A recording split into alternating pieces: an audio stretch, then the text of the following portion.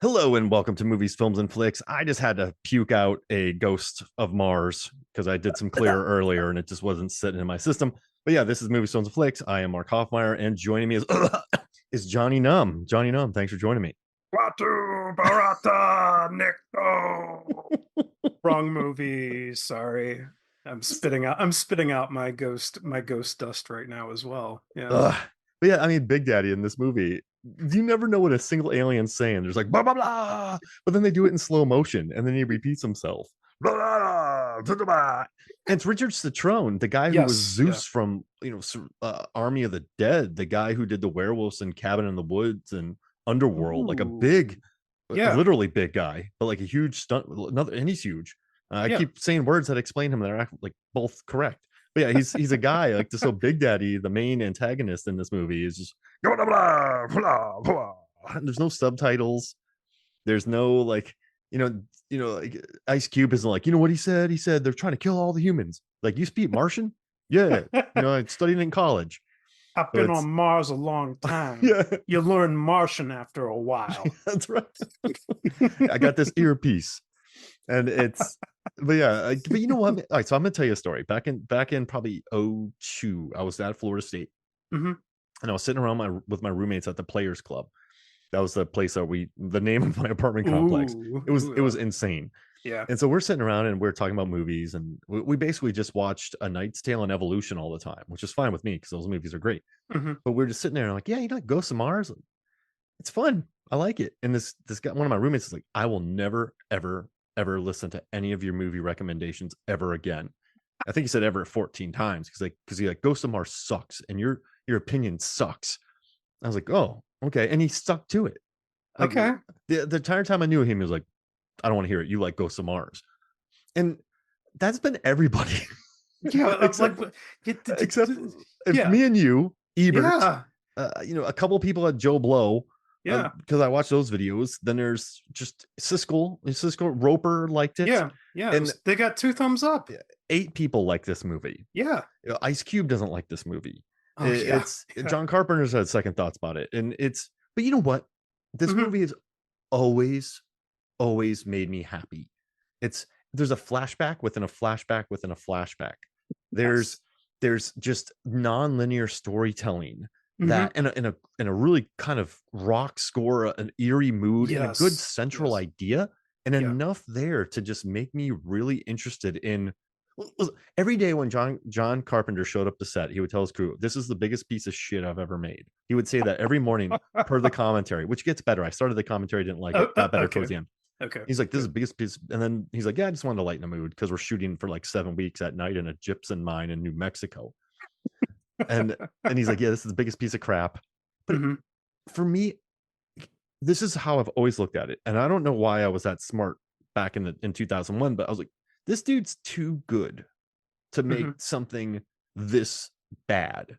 Like, he knew what he was doing when he made this, and to his detriment, you either like it or you don't. When you take a swing like this, it's either or. But for me, it worked, and I love it. Yeah, I'm here talking to you about it. So we're interrupting our feel good series. Yeah, I know, but I think it's like we're sort of bringing it back around because we feel bad that Ghosts of Mars has such a poor reputation. We're looking to make people feel better. Maybe there are more than 8 people out there who like Ghosts of Mars. If you're listening to this show, please let us know, just like, hey, reach out because you are not alone. We want you to feel good about liking Ghosts of Mars like we do. And I don't use the guilty pleasure phrase a lot because I'm just like, I grade a movie on its merits. Like what you like. Basically, yeah. It's like, I'm not going to go on Letterboxd and rate something like The Room a 0.5 star and say it's the greatest movie ever. It's hilarious, because that to me is not what a 0.5 star rating would be, for something you're saying you enjoyed. So I Ghost of Mars is like a solid 4 out of 5 movie for me, and I say that unironically. I saw it in the theater and I felt like back in 2001, like 2 weeks before 9/11 happened, and it was just like, oh, this is awesome on a big screen, the whole thing. One of my favorite memories is them on the train platform when the train's not there, and Ice Cube's like, plan A is effed, what's plan B? And Natasha Henstridge is like, same as plan A. You got any better ideas? And he double guns it through the center of town. It's just awesome. And it turns into this huge epic, practical stunt fight with, explosions and trebuchets. I know you like that, Trampolines. Basically, whenever these Martians are blown up, they fly through the air, sort of like they're out of some sort of like some sort of Commando. Cirque du Soleil sort of thing. I don't know. Yeah. It's like they're very graceful when they go flying through the air, propelled by an explosion. It's like nobody catches on fire, they're just propelled through the air kind of surreally. Yeah. There's so many. There's so many Martians just going. "Wah! Just in the background, they're flying. And you know what I learned? The battle scenes are so big that Natasha Yes. Henstridge, she was in the deep background. She would Mhm. just go to the side and like hide and drink a can of soda while everyone else was fighting. Like I was so deep background, it didn't matter. So she's like Statham and I would play cards while her husband's in this movie. Oh yeah, yeah, yeah. Like while everyone's out there fighting, Statham and I would be like, "We're deep background, we're cool," and they just be playing cards. And Carpenter's like, "What?" That's funny. Yeah, it's amazing. And like, Yeah. listen, this movie, I don't know why, but I always knew, like, I've always felt it to be creepy. I've always felt it to be. There's something about John Carpenter movies where the atmosphere weighs on you.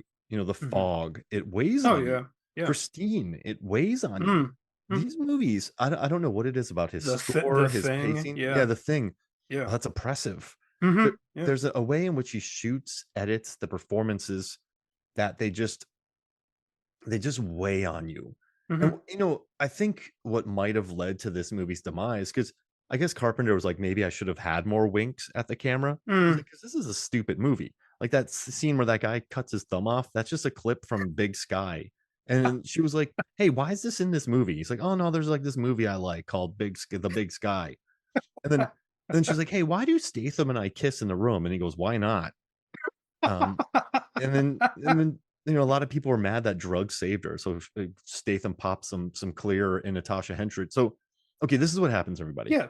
Yeah. I'm gonna explain it. It's a Western. It's El Dorado. I mean, Mhm. we all know. Okay, I'm gonna It's a assault on Precinct yeah, 13 in Mars, basically. Yeah. exactly. Like, he loves the fog. They siege Mhm. the town. Assault on Precinct 13. The Thing is a siege film. Well, I Yes. mean, Snake Plissken lays siege wherever he goes, Mhm. and Mhm. his love of westerns.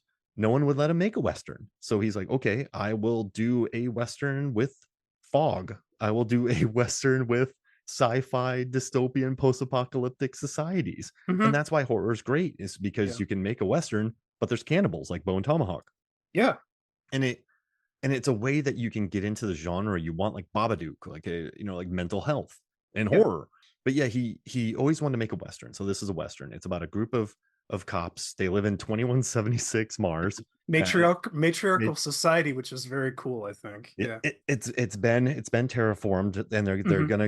gonna go and they are going to grab this guy named Desolation Williams. He wears a black sleeveless shirt. They're gonna bring him back, and Or orange camo pants. Don't orange remember camo the orange camo in pants. 2176. And we have Clea, and the cat. Let's talk about the cat. Clea Duvall, Pam Grier, Natasha Yeah. Henstridge, Jason Statham, Ice Cube. Just a really cheeky, fun cast. And This. then Yeah. yeah, they show up to a town, everyone's dead Mhm. because these ghosts were unleashed because dummies dug too far, which always happens. Yeah. And they took over the bodies of miners, and they became S&M Marilyn Manson zombies who go I, blah blah blah. I've heard them called Maryland Martians. Maryland Martians. Yeah. Natasha Henstridge, what at one scene she's like, the beautiful people, the beautiful people. And John Carpenter's like, well, I don't know if I did that or not, or I don't know. But yeah, so they show up, and it just turns out that these Martians are there and killed everyone in the town. They hung them up, decapitated them, because some people the Martians can enter some people, and other people they can't, or there's only a finite number of them. Like there's Mhm. 40 Martians, they can only enter 40 people. 200 ghosts of Mars, they can only enter 200 people. But Mhm. whenever you shoot one of them, it can leave the body and enter someone else. Mhm. So it's like, hey, I killed the person, but now its spirit's out and it's going to come into one of us. So they get trapped in a town. It becomes a siege killer, and they have to escape. They have to wait for a train, of Mhm. course, which is great.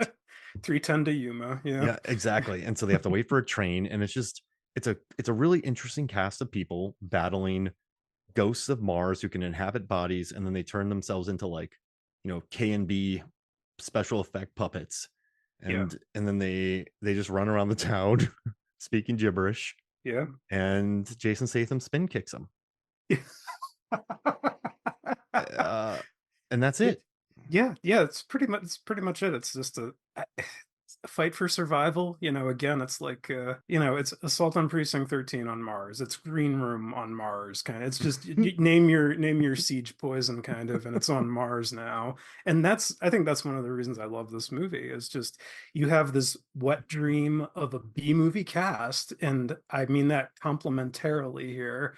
I love Natasha Henstridge. She reminds me of a girl I knew in high school who had red hair and looked just like her. But that's another story. But anyway, just like Pam Grier, Jason Statham before he became the Stath, as we know him. Jericho. Yeah. Robert Carradine, even from Revenge of the Nerds, and who was in Body Bags, which was another like Carpenter joint. He has Yeah, some great coffee orders in this movie. yeah. Just the way you like it. Do you want anything? Yeah. It's just a weird little, yeah. It's weird little exchanges. Um, but it's like I love that about it. And it's like doesn't have that level of irony. You were talking about the whole thing where he was thinking, oh, maybe I should have winked at the audience more. And I appreciate that he didn't wink at the audience really outside of his desire to do like a Western dressed in sci-fi horror clothes. I think it works better for this film that he approaches it kind of the way he does, in that, okay, there's bad people in here, or there's bad guys, or they're criminals or whatever, but faced with this desperate situation, they quickly like come over to, people join together. And I like that camaraderie. That's something that I really respond to in movies, is when you have a good group of characters who intermix very well to like kind of unite against a shared adversary or a shared desperate situation. If you can make me care about those characters, got you pretty much got me, because that's a lot of people can't do that. And especially these days, filmmakers just want to make everybody an asshole. So, we're rooting for the zombies to kill everybody so they can let loose with their gore effects. It takes effort to make the banter zippy and witty like Carpenter does here, but also he has some good serious moments and some good world building within the whole thing that I think it's not showy in terms of how it's world building, but there's just all these little references, like flash is money, apparently. It's like, what were you doing with all that flash on you? It's like, oh, in the flashback, they show like the bag of money, the clear, the drug that Natasha Henstridge takes. Jason Statham refers to himself, oh, there's not many of us breeders left. Like all this weird little cultural slang kind of you know, that's threaded throughout this movie, where you're like, what the heck are they talking about? But it's like they talk like probably sort of people in 2176 would talk, who are living on Mars, A year on Earth is 2 years on Mars. You have to read the fine print. Like even companies screw you in 2176. Yeah, exactly. The more things change, the more they stay the same, kind of. Yeah. And I got a really random story to tell you. Please. So in grad school, we made these. We were making a stupid cop movie called Dirty Hoffmeyer, where like Dirty Hoffmeyer is just like a terrible cop, and like he like he just walks around town trying to catch this guy. But we filmed some fake trailers for it, and one of them's called Jackson's Bluff, where a guy's playing poker and he bluffs and someone calls him and he just goes shit. Like that's one of them. And then there's one called Running, where I'm just running through the entire trailer, like stealing cell phones and food and everything. And then there's another one. It's called I think it's called Jericho. But that's Statham's name in this Yeah. movie. Yeah. But also just like it's like in a world where people kill each other for gasoline and just everyone's going to hell, one person will fight them all, and it's Jericho. And then you cut to me like looking all tough and like ripped. And then they're like, and his glue sniffing brother Hank. And then they cut to and then you pan to the right, and there's this guy with like a mustache, just looking all shabby, and he just kind of shrugs his shoulders. So, but then he goes, "Hey, ladies, you said you wouldn't hook up with me until I was the last man on earth. Well, let's see if we can make that happen." And it's like, and then that joke is in this movie too. So Yeah, I yeah. wonder if I pulled deep from within my psyche to reference Ghosts of Oh, Mars. I would believe that. Because I think, Jericho, and like I'm yeah. sitting there looking like just I was shirtless and like just looking all tough, and then just cut to my brother. He's wearing like an old football jersey and has a mustache and a hat on backwards. He's just glue sniffing and like out of shape and hates life. Oh, Like that's it's awesome. like a Yeah. buddy cop movie, but it's not like Tango and Cash. It's like just a really stupid thing. But I It, just wanted you to know. I think I pulled Ghosts of Mars from that to given do that your, short clip. given your affinity for Jason Statham, and I wouldn't be surprised at all in a subconscious way that came out. Statham's the That's, man. I mean, it just boggles my mind. Like, this was 2001, and this was like before, I think, The Transporter and all those other movies he did. I think Carpenter, I read the little book with the indicator disc, and apparently Carpenter liked, he saw him in Lock, Stock, and Two Smoking Barrels, and that's why he wanted to work with him. I was like, okay, all right. I forgot he was in that, so it's like, cool. And he's just like super horny in this movie. He's just like such a sleaze bag, but Yeah. I sort of like how, again, going back to like the banter, like I love Mhm. when he and Ballard are just like walking early on, and he's saying something to her, and she says, "Yeah, and this is 8 inches. You men love to exaggerate." It's like, I love how she just like dishes it right back at him, kind of like, I'm not, I see through your BS up until the very end, when it's like, if we're gonna die, we may as well make it worth our while in that little room. So I think it works though because Henstridge plays Melanie Ballard is such a kind of badass. yeah, yeah, She's loaded up on clear, so she's hmm, stoned the whole time, but yeah, she's just an adult, and she's been there, done that. She can take care of herself when she's out on her own. She can still kill Martians or knock them out hmm, and get back into her prison cell. Like, she's tough. She can shoot. She can fight. She can drive. So yeah. I think it works because the whole time she's like, this guy's an idiot.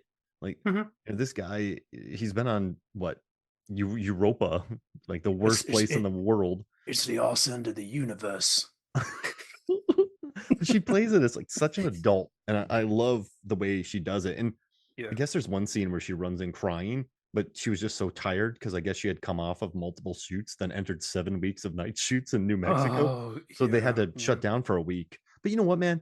I've done nights before, and and she had like two kids, and she was just exhausted. So I I've been believe at a it. Yeah. breaking point from film sets before. So I totally get the break that they had, but I still dig her performance. I like how she performed it. I liked her decisions a lot. It just felt, what's weird? It just felt like a very 12-year-olds weren't going to like this. Hmm. Just like 13-year-olds watch this, and it's fun, but it's not the Matrix, right? It's not the Bourne Yeah. movies. It's such an old school throwback. But the Yeah. problem with old school throwbacks is when new school watches a throwback, they're like, well, I don't get it. This Yeah. just sucks. But I think when you and I watched it, we're used to, in Commando, whenever a grenade landed, the guys jumped on a trampoline and did a triple backflip and landed. Yeah. Yeah. Like, heroes were always hitting on people, and there were weird villains, and it was just fodder for people. And it was exactly this movie. And I guess for me, I also read this really interesting Hmm. review from The Guardian, and they said, like Burroughs or Bowie, Carpenter chops the film into pieces and splices it back together again, creating a stranger, richer text. Hmm. And I thought that was really interesting. And they also call it a disorienting structural maze. And with like recursive fades, and like instead of conventional cuts and flashbacks within flashbacks, Hmm. like instead of linear narrative. And they tried to shoot the linear thing, but it didn't work. So then they split it up. But I think all of that kind of knocks it, like they said, that the review about it knocked it off its axis. So when I watched it the first few times, I had this kind of disorienting feel, and it made me quite tense. Hmm.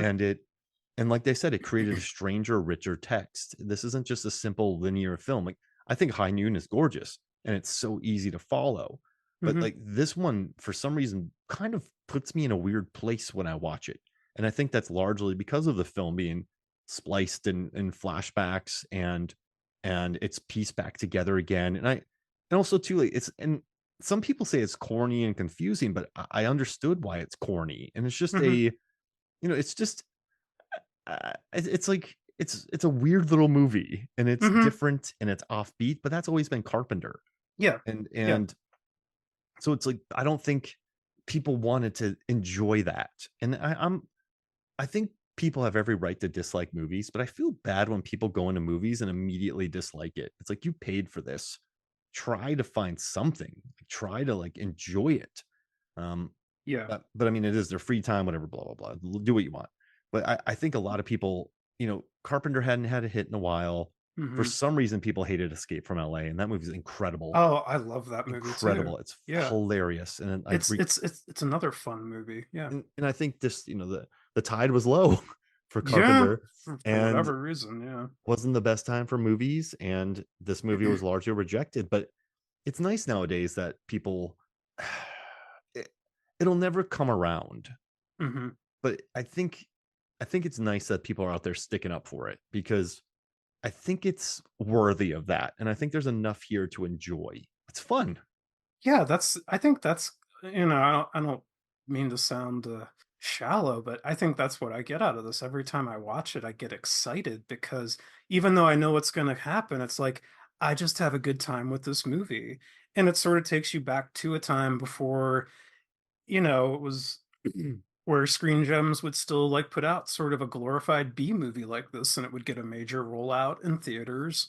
And I just it was magical to see this in the theater back in 2001. I think my dad was with me too.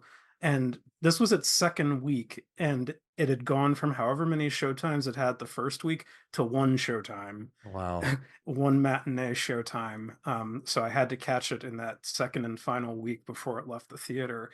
And I just remembered having such a good time watching it. That's like, I didn't like vampires. It's too mean and Yeah, it's a nasty movie, and it's that movie, and I think Ghosts of Mars to a certain extent is Carpenter kind of kicking and screaming his way not into, but he's just like stubbornly refusing to kind of adapt to yes.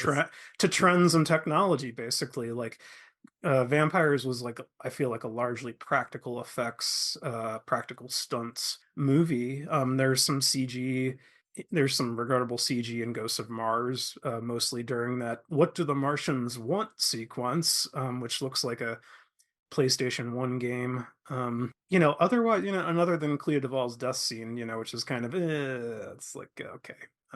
Most of the CG in this movie seems to be just the dervishes that get thrown through the air, like the spears and the buzzsaw blades or whatever gets thrown through the air that's sharp and hits people.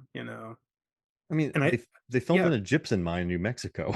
and I remember they painted the rocks red there too to Yeah. make it look like more Martian. Yeah. And it's I love what you said there. I Mhm. really think Carpenter had his middle finger up during the filming of both of these Mhm. like Yeah. vampires. So I remember watching this movie Vampires in 98 and I wasn't ready because I had watched Escape from LA. I knew Carpenter. I Mm. was familiar with Yeah. Carpenter. Yeah. But this movie, you feel the sweat on the back of people's necks. Like I, Yeah. I feel like Daniel Baldwin's sweating the entire movie, and you feel just as sweaty as he does. You Oh feel yeah. you feel the blood, the mud, and the beer. And I think that maybe makes it successful, but it's Mhm. so oppressively violent and dark and nihilistic.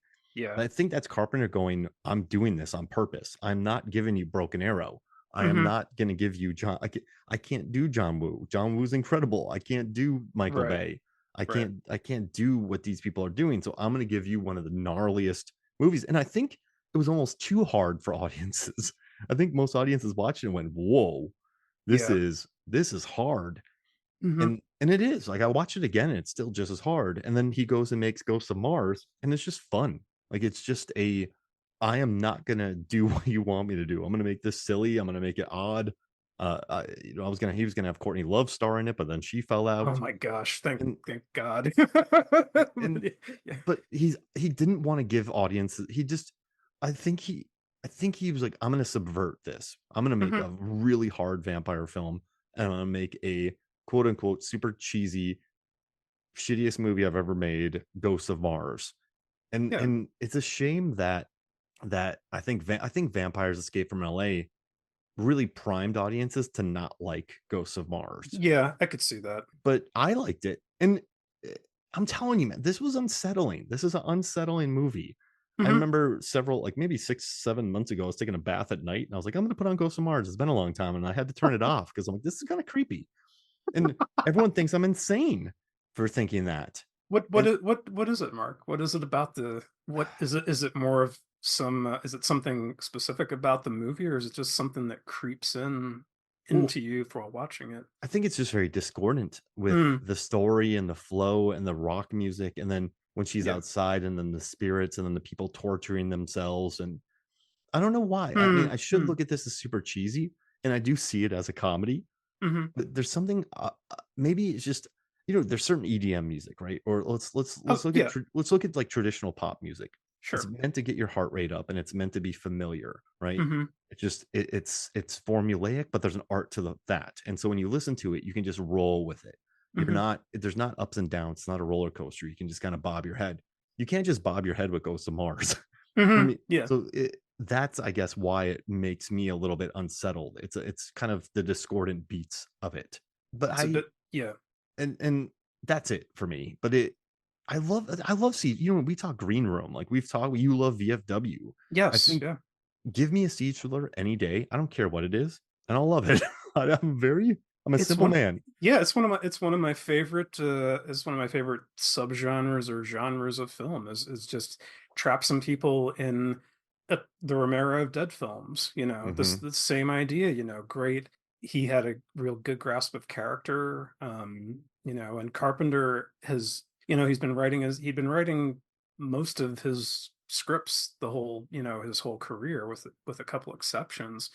It's like he knows his way around, like, building a movie around an ensemble cast to the point where I think with Ghost of Mars, it's like so the interactions feel very naturalistic. It's not like, oh, it's Pam Grier playing, Coffee again or something like that, only 20 years later. No, it's Pam Grier playing sort of like a lipstick lesbian police lieutenant in on Mars in the future. And that's like a cool little subversion of Pam Grier right there as well. And I mean, Natasha Henstridge is kind of, you know, she became like a sex symbol for Species, but here she's mostly, she doesn't get naked or anything like that. Spoiler alert, she's just kind of Carpenter kind of gives her her authority and autonomy and dignity and stuff like that out of kind of respect for that character, I think. And Just things like that, yeah.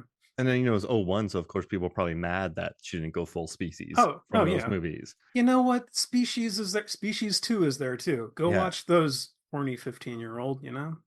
And you know what's interesting about John Carpenter Yeah. is he made Halloween. Mhm.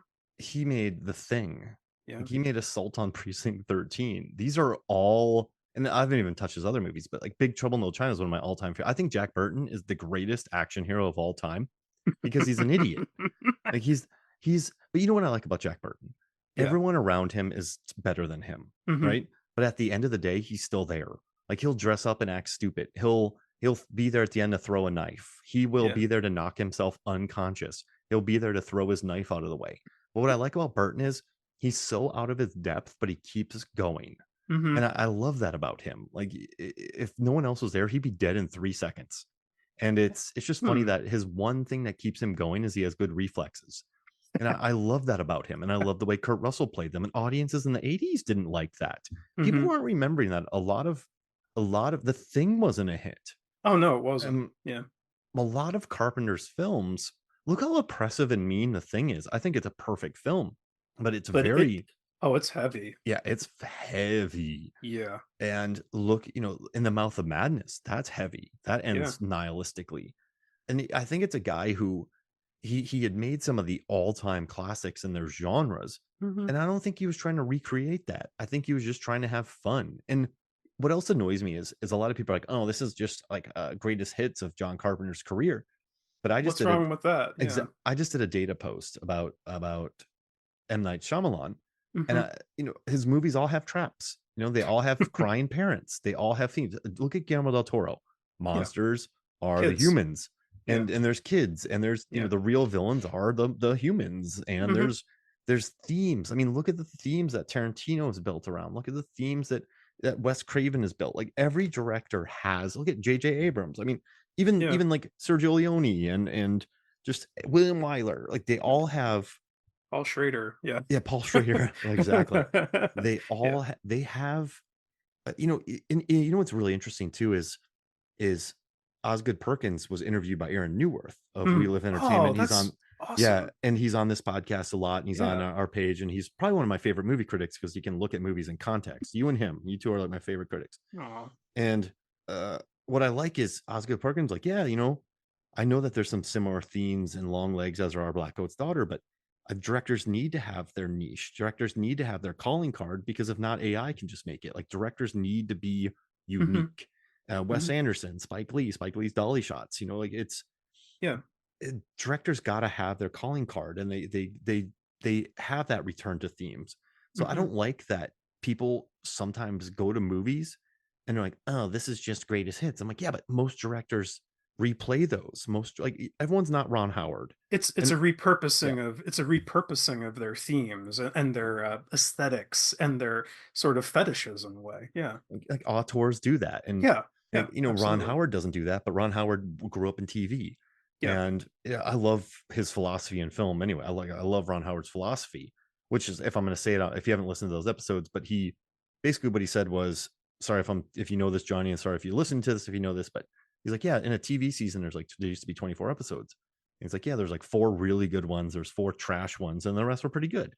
And he's like, if I can, Yeah. and he goes, if that can be my career, I'll make movies for years. And he's been Yeah. making movies for 40 years. Yeah. So he makes some great ones, he makes some bad ones, and he makes some good ones. And then Yeah. he just keeps making them. But he's able to move around and work within the genres. But I think, whereas if you're an auteur, or if you're Yeah. known for something very specific, that you just need to have that. And I just don't like the selective complaining about that. It's When it, yeah. it's like, no, guys, this just shows you have a lack of general film knowledge, because most directors do this, and every single review you write will be like, oh, here's it again, Rob Reiner did this again, Hmm. Nora Ephron, like, the lady who directed The Holiday, I forget her name, but like, she did this again. And it's Oh yeah. Yeah. like, I don't and this is a really, sorry, but the lady who directed The Holiday, I forget her name. Nora, The Holiday, let me, It's not Nora Ephron, is it? no, she was a, Yeah. let me get her name, Nancy I, Myers. oh yes. And Yes. this lady goes, how come in all of your rom-coms the characters are wealthy? And she goes, why is this an issue? In every MCU movie, everyone's rich. Batman's rich. Lex Yeah. Luthor's rich. Yeah. Like, why is it an issue in my movies? Those people don't get called out, but my rom-coms get called out for it.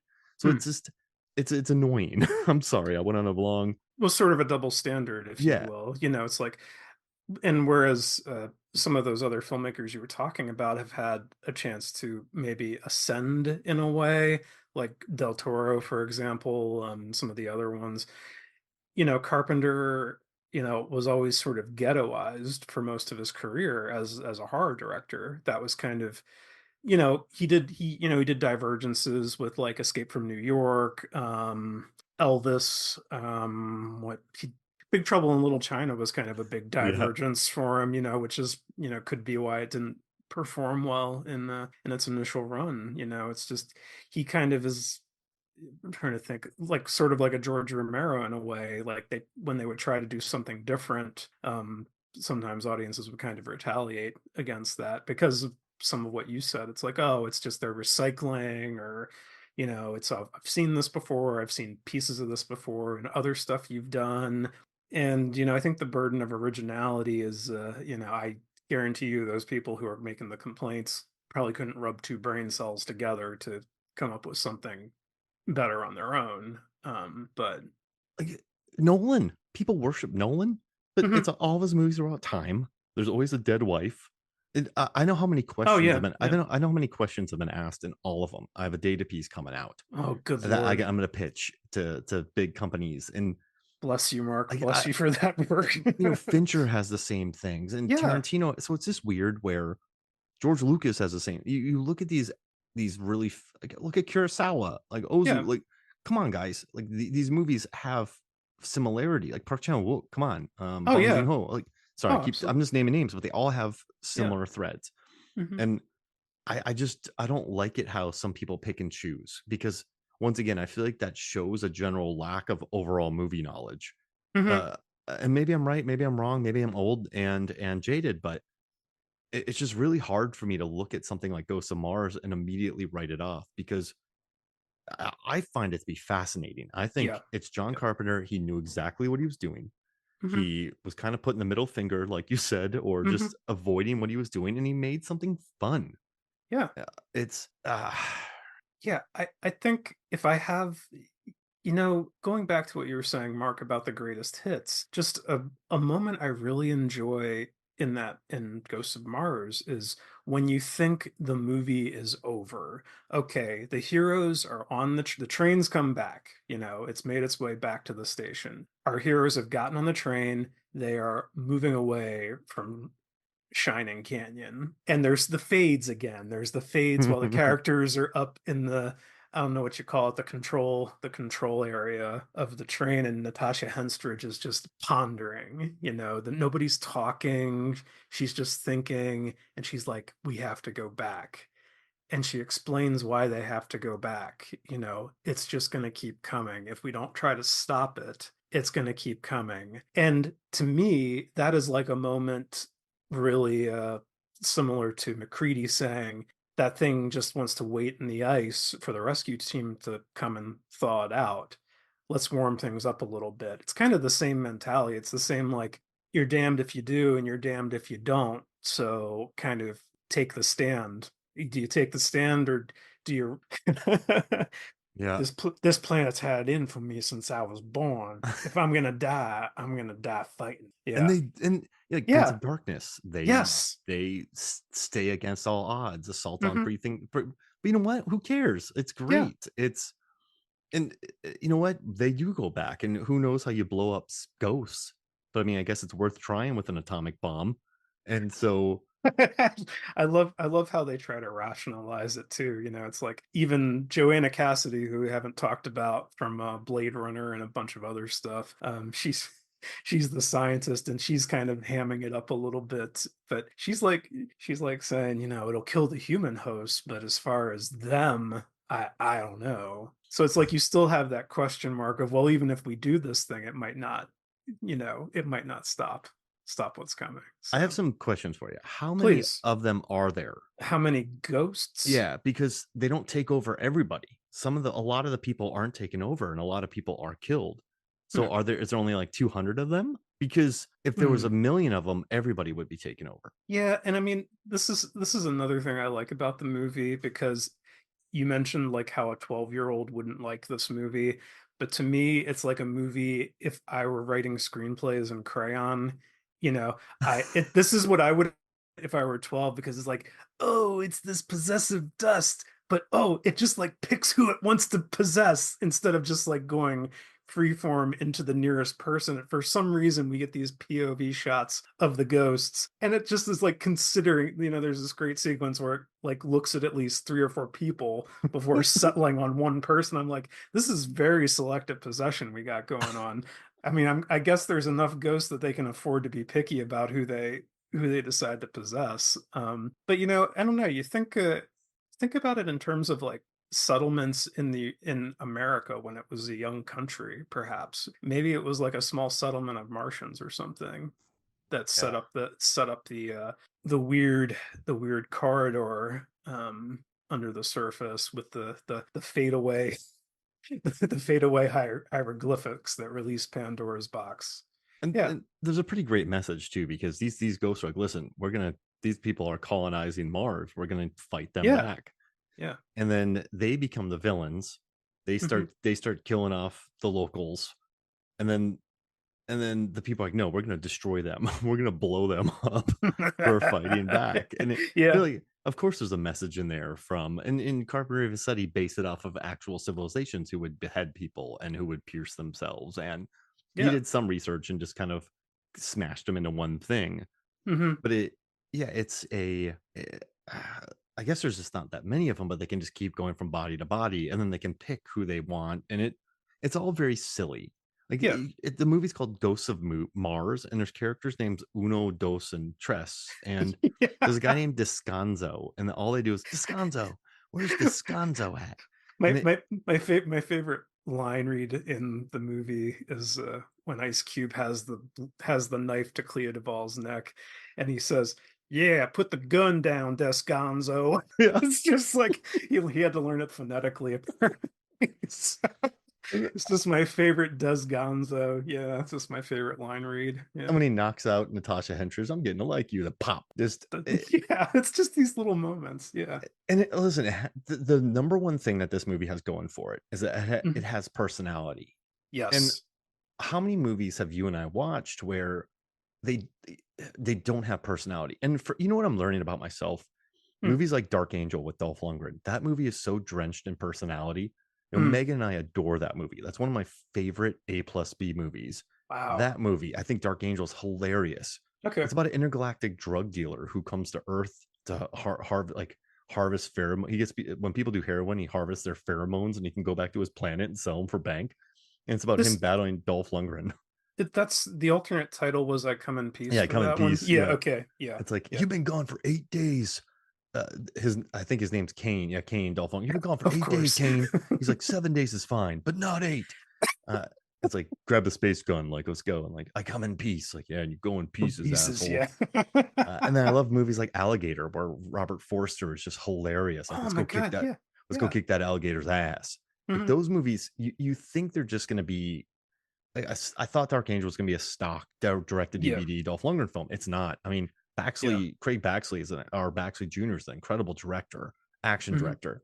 Then you have Alligator, which is hilarious and it's funny and it's good. And then you have Ghost of Mars, which I feel like is on the same level. And I think all Mhm. three of them have a personality and they're a good time and they hit above their weight and they're good genre fun. And most importantly, they have personalities. Yeah. And it's just a bummer that people think what you want. And listen, I can understand how a casual person going into this movie wouldn't Oh like it. yeah. Yeah. And so, I mean, there's a train called like Train Marineris, but I just call it Train Marinari, like a marinara. It's just silly. The whole movie's stupid, and it's like like oh, we were slamming through a dust storm and just stupid stuff like that. At how many knots? Yeah, Yeah, something's it's 74 coming. knots or something like that. Yeah, 74 knots. Yeah. it's stupid, but I love it, and it's There's a good line that I only noticed last night when I watched it again. When they're all getting ready to do their escape, Natasha Henstridge yells at the scientist, "Whitlock, unlock the gate." I'm like, that had to be intentional. oh man, And it's just like, is that bad writing, or is Carpenter funning with us here? he just He, doesn't he care. he created a character called Whitlock so he could do that little And I'm so surprised it wasn't yeah, Kane doing it because Kane's unlocking everything, or Jericho. jerk. Jericho's always opening doors in this movie. I have a magical way with locks. There's not a lock in this planet that doesn't like me. Just that's the second time I saved your life. Yeah, run a Run a tab. tab. Like Yeah. I like she's like Uno must be the nice one. Get it? Yeah. Uno must be the nice one, Oh shoot. Oh man. right? And at the end, Carpenter, you smart bastard, you. the Oh, final line's incredible too because it's Desolation and Melanie. oh my The god. ghost I has love made the their way to ending. the city, Yes. and Melanie. They get Desolation. He escapes. She has to do this whole tribunal. Then she's in her room. The Hmm. ghosts of Mars come to their civilization. Desolation shows up to save her. And Yep. as they're walking away, he's like, let's just kick some ass. And then she goes, it's what we do best. But when Ice Cube says that line, he's looking at the camera. Yeah. And then Melanie cocks her gun. It's what we Yeah. do best. Like, it's an amazing ending. I love the exaggerated way Natasha Henstridge cocks that gun. It is such a macho moment as it fades into the credits. Oh my gosh. I love that ending so much. so much. Uno Oh, must be the nice one. funny. Whitlock, unlock the gate. Hey, Oh. I have a question for you, Mark. Mhm. What do you make of Clea Duvall's character in this film? She is like sort of the thing I'm always kind of sort not mystified by, but I feel like there's something going on with her like under the surface that we're not privy to. Like Clea Duvall is like a usually cast as like a very stoic, a very stoic kind of presence in movies. And I had this weird thought, like, is she kind of like an Ash for the Wayland Yutani Corporation or something like that? Because she doesn't have much personality in the movie. And sometimes she's like giving ominous looks to her compatriots, kind of like the whole weird thing where Jericho pulls Ballard into the room and they start to make out, and Clea Duvall like then shoots the guy in the jail cell. I was like, does Clea Duvall have a thing for Ballard and she's pissed off that she's going into the room with Jericho? I don't know. But she's a very mysterious character, I think. I like Clea Duvall a lot. And this was kind of like right after the faculty and everything. So anyway. That's a great, she's just, I think she just took the movie as a side character because she loves Wes Craven. During Mm, the commentary, they never talked about any of that. mm, She did shoot the guy, which is a bozo mistake. yeah.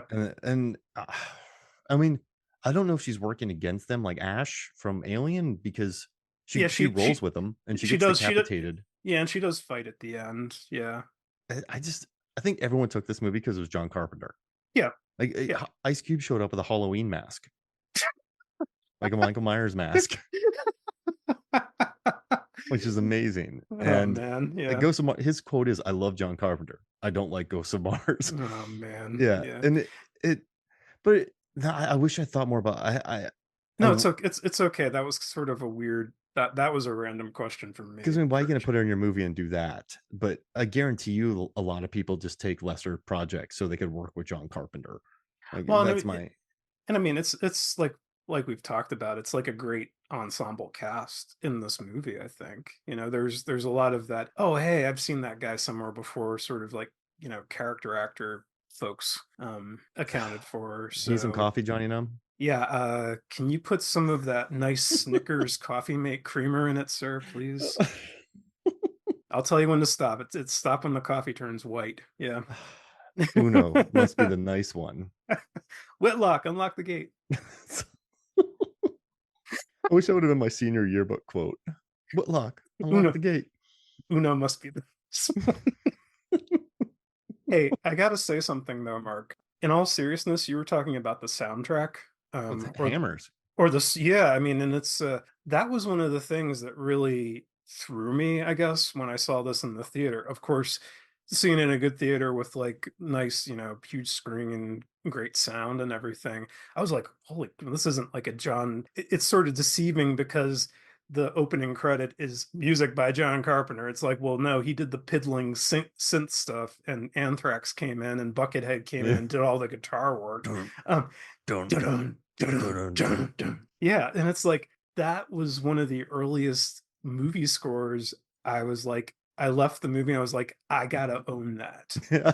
And I eventually I was like searching, and this was back before like, the internet was really like a commerce hub too. So I was like, I was going to stores looking for in the CD section for this soundtrack, and I eventually found it and I still have it. And there's a little bit in the liner notes where I think Carpenter says Ice Cube was like encouraging him to maybe try something a little different with the score. And when Ice Cube heard it, Carpenter recalls him saying, "It sounds like '70s music," and he was like, "Well, I don't know what to do with that, but I can't fault him for making me try something different or something like that." So, but I love the score to that film. I think in some ways it kind of that and the Dust Brothers score for Fight Club, I think, was sort of like ushering in this sort of brave new era of more like electronic synthy stuff, which I love. I Virgin completely. Suicides too, another movie we talked Oh about yeah, with the Air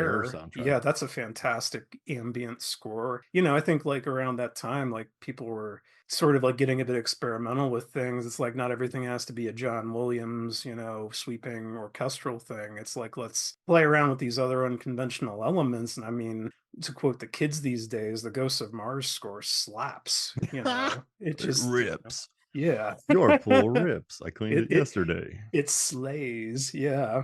So, I wish there was a Life on Mars cover by Big Daddy. where he's just Just that the entire thing stops and Big Daddy just sings Life on Mars.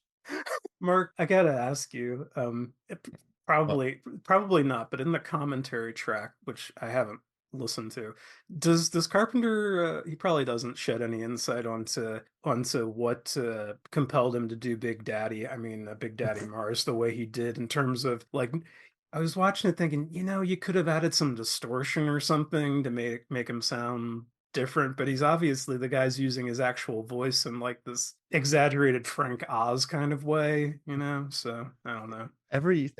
why did he do drugs? I don't know, because like there's a duality with drugs. Why do you Yeah. have the kiss scene? Why not?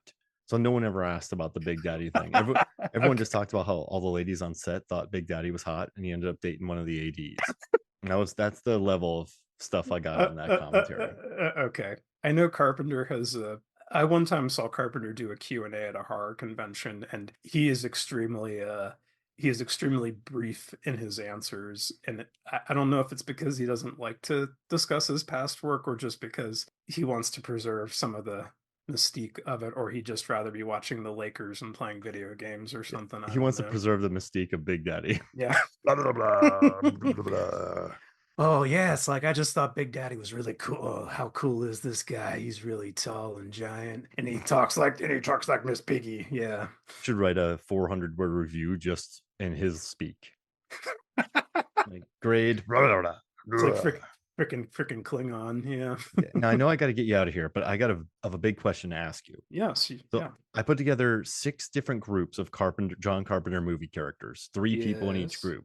Yes. Jonny Numb, you're stuck on Mars, Yeah. and you need to pick 3 of them to help you escape from Mars. Ooh. Which ones are they? So group 1, Nada from They Live, Christine from Christine, and Wang from Big Trouble in Little China. Group 2, Stevie Wayne from The Fog, Laurie Strode from Halloween, or Lieutenant Ethan Bishop from on Assault on Precinct 13.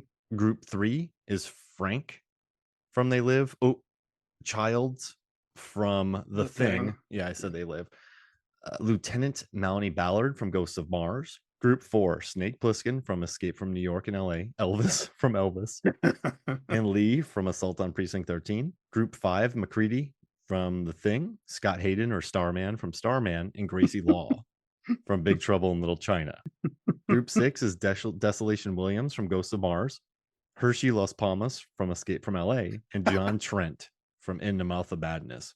Which group are you going to pick to help you escape from Mars? Oh, so I got to pick one of the preset groups. Yeah, I Oh, sent you an okay. email. Did Yeah, you? no, no, I'm actually Okay, looking at it right now, but you just like sent it to me with these groups, and I was like, I don't know what this means. yeah. So So you got to now I pick know what group it 1, means. group 2, group 3, group 4, Ah, group 5, and group 6. okay, all right. Oh, well, this makes it more interesting because I was gonna like pick one from each. You know what? I'm gonna go with group three. I love, Yes, I Keith David. love, I love, well, I love, you got now, not only do you have one Keith David, you have two Keith Davids helping you get off of Mars. And you know what? You can even have three Keith Davids because he narrates the freaking trailer for Ghosts of Mars, which is awesome. Oh, amazing. So Oh, yeah. so you have 2 Keith Davids and And Natasha Henstridge and she Ballard. escapes from Mars pretty Yeah. much. And see, the thing is, watching Ghosts of Mars, I feel like I would fall in line with her because despite the fact that she makes mistakes, she's still maintains her composure, maintains that leadership quality, so she's able to do what she has to do and even go back. They could have very easily just gone to Crisey, at the very end of the film and movie over, but they go back and they make their stand. And it's like at that moment, there are probably people in the theater or people watching the movie at home being like, well, what? That's stupid. Why would you go back? You're home free. Why would you go back? But I was like, that makes sense to me. That wasn't like a stupid decision to me. That that made sense. And she exuded that authority. I love that about her. And double your Keith David. I could just, part of me is like Keith David could talk to the ghost Now dust. listen here, Big Daddy. I was gonna say, Ugh. we need Norbert on the show to like do like Keith David intimidating the space dust, dispersing it back to the four winds, as it were. Go back into your Pandora's box, space dust. And the movie's over in a minute. Yeah, It was maybe choke space dust. Do you believe any of this Ghost of Mars bullshit, Blair? I'm not gonna put the glasses on. I'm not gonna put the glasses on to breathe.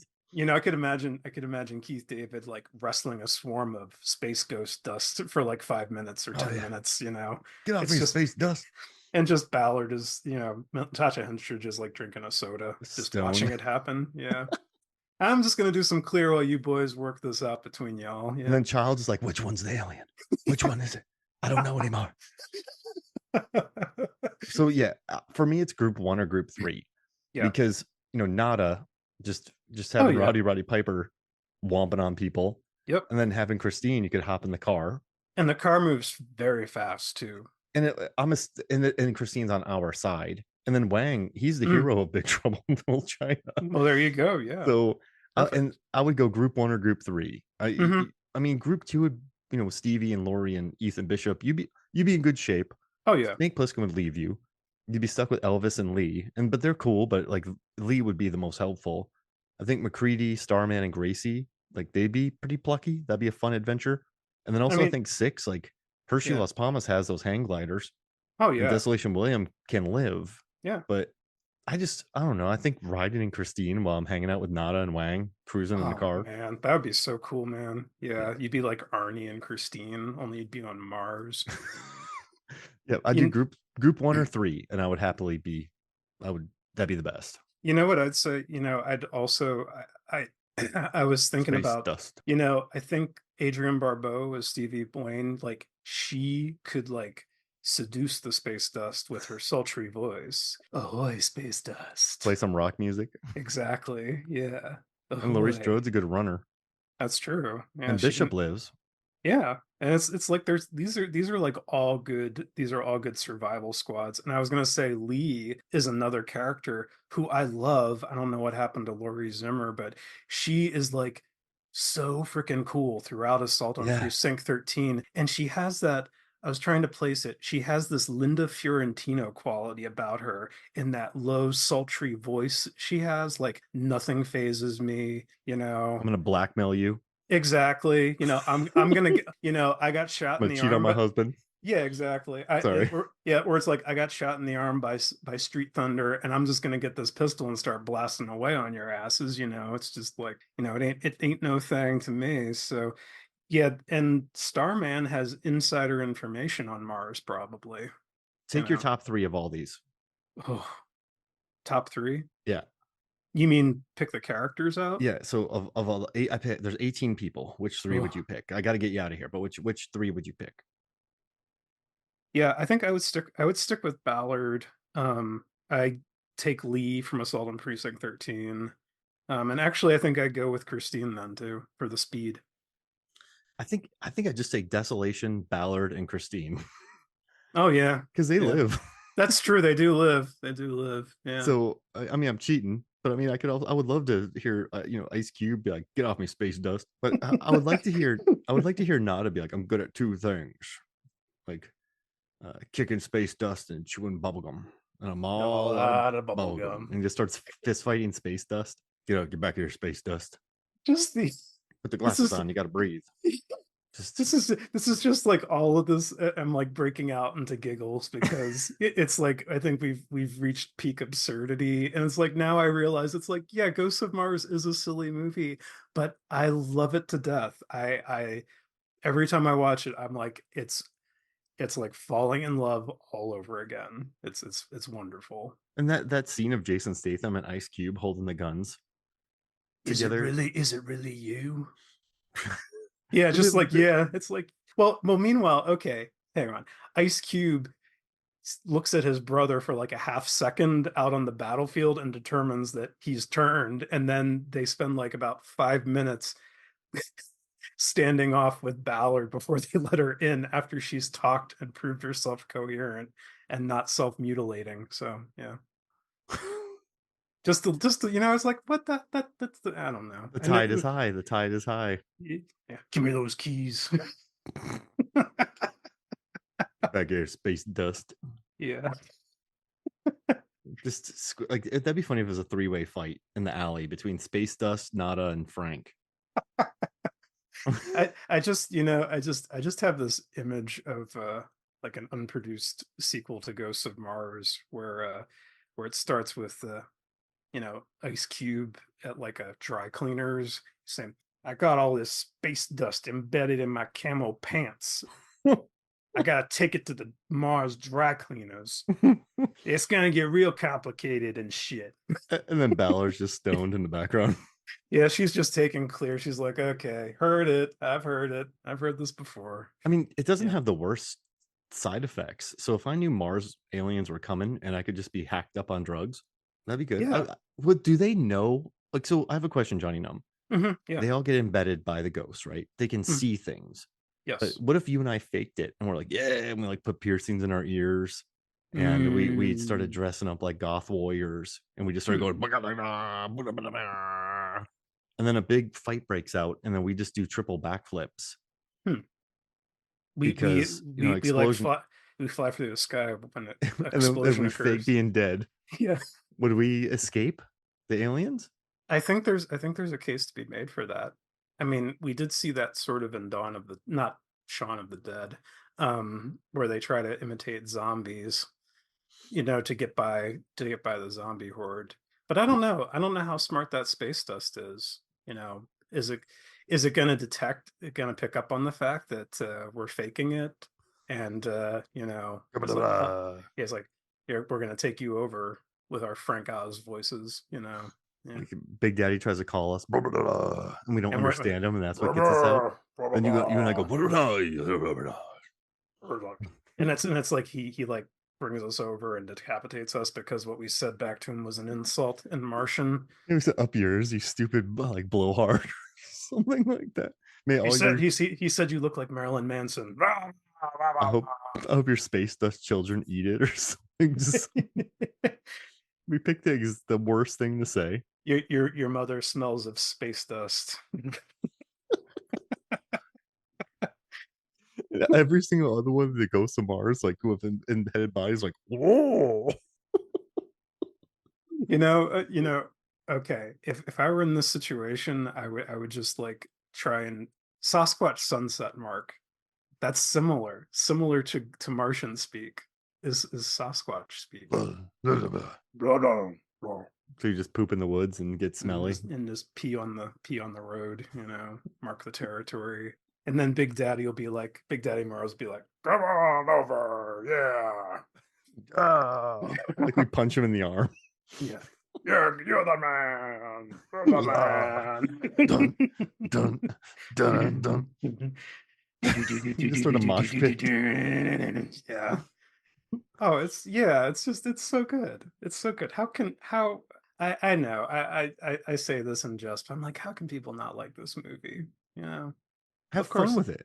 It's just fun. It's like I feel bad that Carpenter, doesn't, that it sort of 86'd his career and he just decided like to hell with it, and then he did 2 Masters of Horror episodes and another movie that was even less well received than Ghost of Mars. But yeah, I don't know. It's if you take it for what it is, and there's a good time to be had with it, I think. Yes, there is. Yeah. There's a really good time. It was a good time to be had with you, Jonny Numb.